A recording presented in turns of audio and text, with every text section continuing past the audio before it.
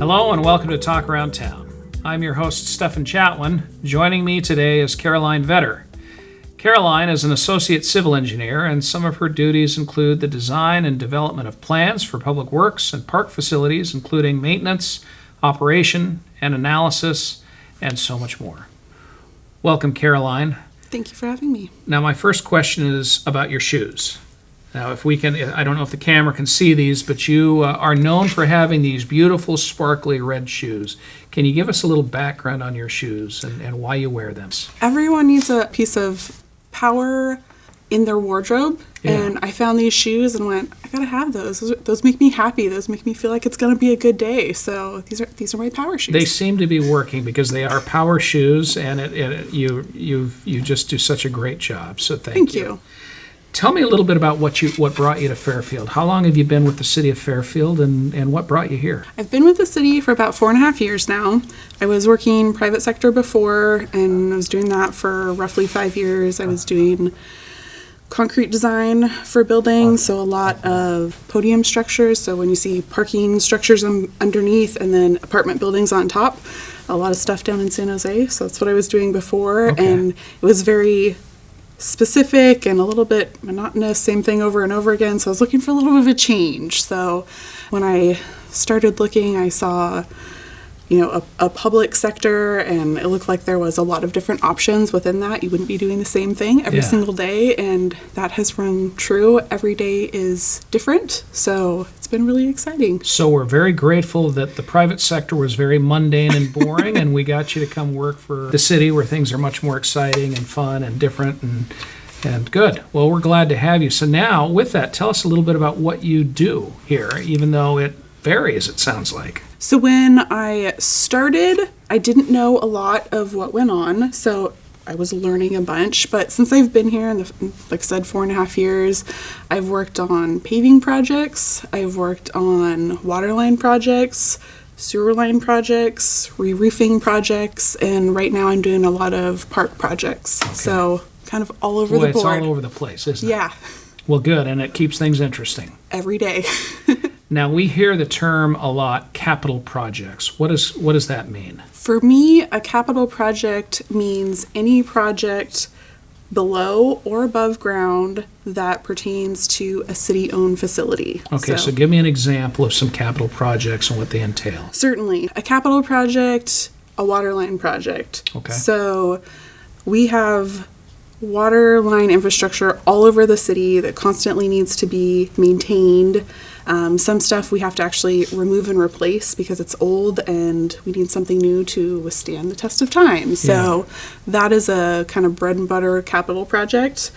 We also do some stuff, like I was saying, park projects. It's not necessarily something that people traditionally think of as capital, but there's a lot that goes into it. There's underground stuff, storm drain, roadways, sidewalk. When you're building a park, it's a lot more than just leveling out some ground, throwing in a sprinkling system, and planting grass, isn't it? Yes. Okay. There's a lot that goes into it, a lot of coordination throughout the city, not just public works on its own. It requires park and rec, it requires fire, it requires PD, community development, planning, all of them. And we just saw that with the Allen Witt Park project, where we went in, put in a new dog park, and realigned some things and refurbished that. And that was a big project. Yes. Wonderful. So tell me, how do you go about choosing a project? I mean, there seems to be an unlimited number of things out there that we need to work on. How do you determine what to work on and when?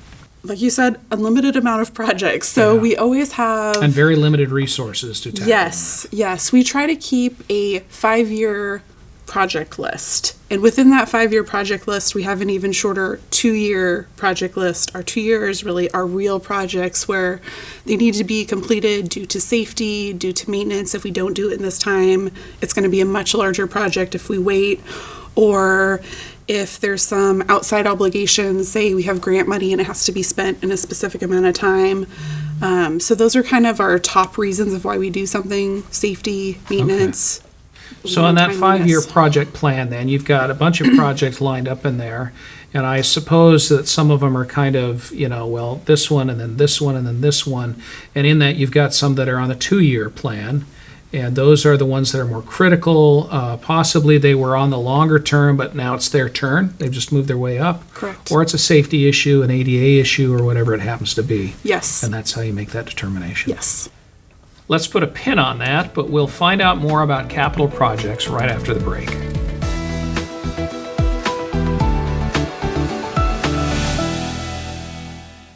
Hello, Fairfield seniors. Join us at the Adult Recreation Center for the popular and COVID-safe curbside coffee and crafts. Stay in your car as you drive up and meet and socialize with our staff. We'll hand you a take-home bag filled with a craft, coffee, snack, and brain-stimulating activities. This event is limited to the first 20 seniors, so hurry and register by calling 428-7421. We hope to see you at the ARC.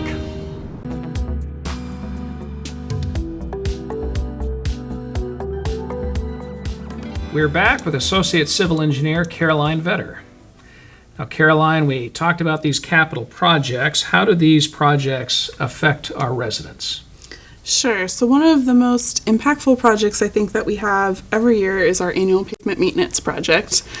That particular project, we have tons of streets through our city. We try to keep them all in great shape. The most important ones that benefit everyone throughout the city are our arterials and collectors, and those are streets like Texas, Travis, Air Base. These are the ones with most of the traffic on them, aren't they? Yep, Okay. the highest volume. They get everyone to all the small little neighborhoods within the city, and so our program is to keep those treated, smooth, no potholes, no, bumps and divots, all those types of thing.